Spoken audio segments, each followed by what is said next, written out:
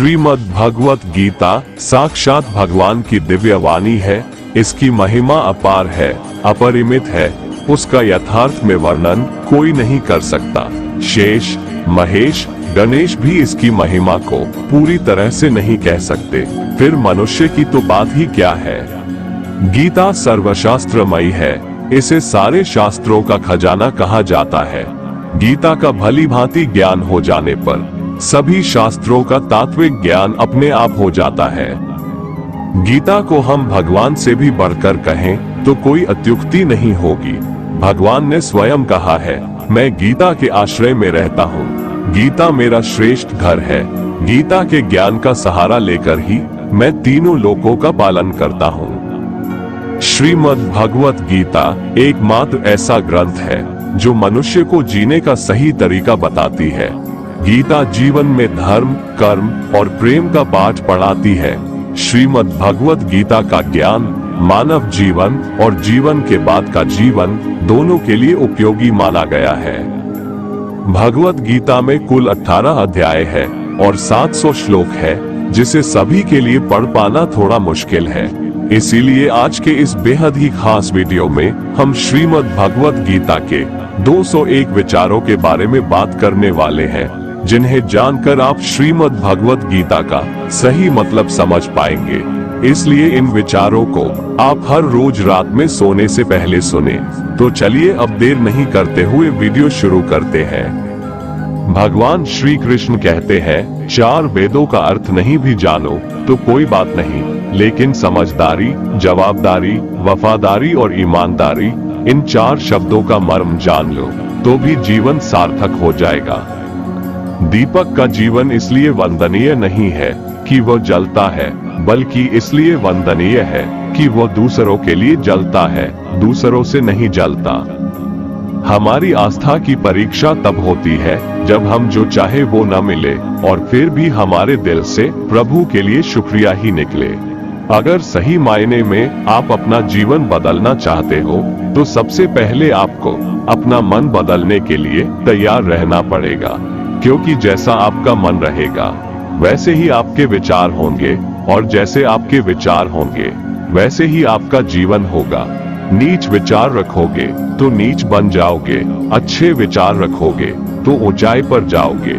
विश्वास किसी पर इतना करो कि वो तुम्हारे साथ छल करते समय खुद को दोषी समझे, और प्रेम किसी से इतना करो कि उसके मन में सदैव तुम्हें खोने का डर बना रहे। भगवान श्री कृष्ण कहते हैं, व्यक्ति को सदैव बुराई से बचकर रहना चाहिए। अगर कोई बुरा कर्म करता है तो वह कर्म उसको अपने जीवन में भोगना ही पड़ता है। जिस प्रकार सैकड़ों गायों के बीच बछड़ा अपनी मां को खोज लेता है, ठीक उसी प्रकार कर्म का फल आपको हजारों के भीड़ में भी खोज लेगा। माधव कहते हैं, किसी जीव को कष्ट देकर आप मुझे खुश नहीं देख सकते हो।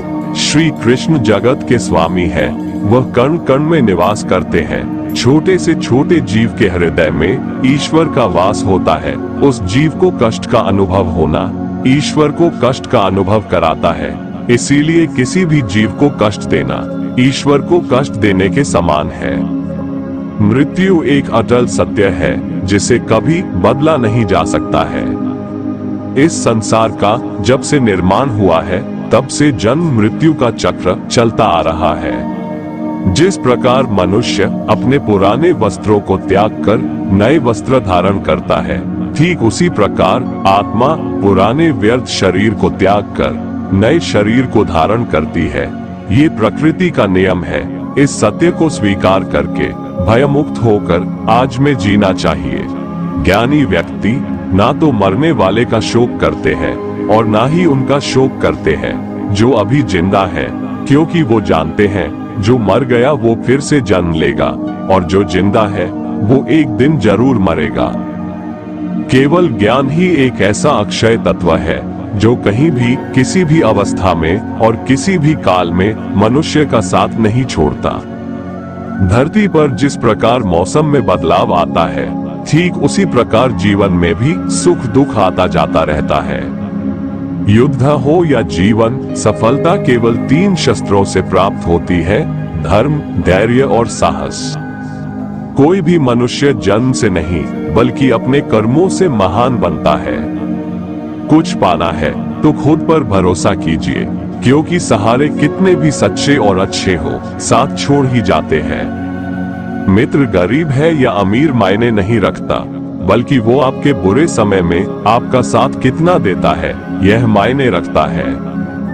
धर्म चाहे जो भी हो, अच्छे इंसान बनो, हिसाब तुम्हारे कर्म का होगा, धर्म का नहीं। खुशी के लिए काम करोगे तो खुशी नहीं मिलेगी, लेकिन खुश होकर काम करोगे तो खुशी जरूर मिलेगी। जब आप दूसरों के लिए अच्छा चाहते हैं तो वही अच्छी चीजें आपके जीवन में वापस आती है।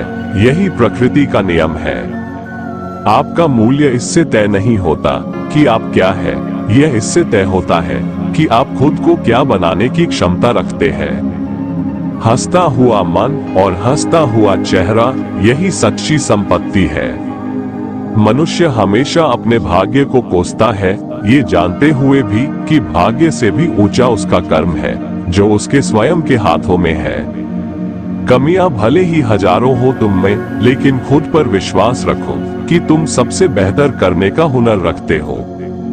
जितना इंतजार परमात्मा आपसे करवा रहा है, समय आने पर वो इतना देगा कि संभाल भी नहीं पाओगे।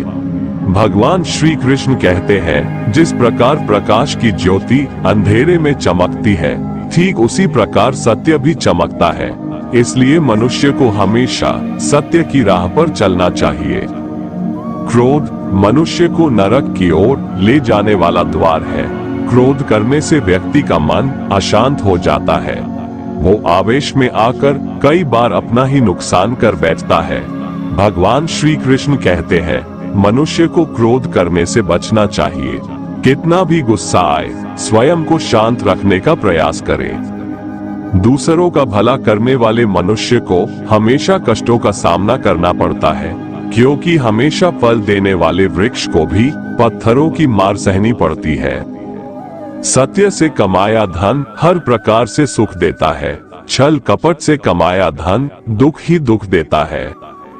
चुप रहने से बड़ा कोई जवाब नहीं, और माफ कर देने से बड़ी कोई सजा नहीं होती। जब मेहनत करने के बाद भी सपने पूरे नहीं होते तो रास्ता बदलिए, सिद्धांत नहीं, क्योंकि पेड़ भी हमेशा पत्ते बदलता है, जड़ नहीं।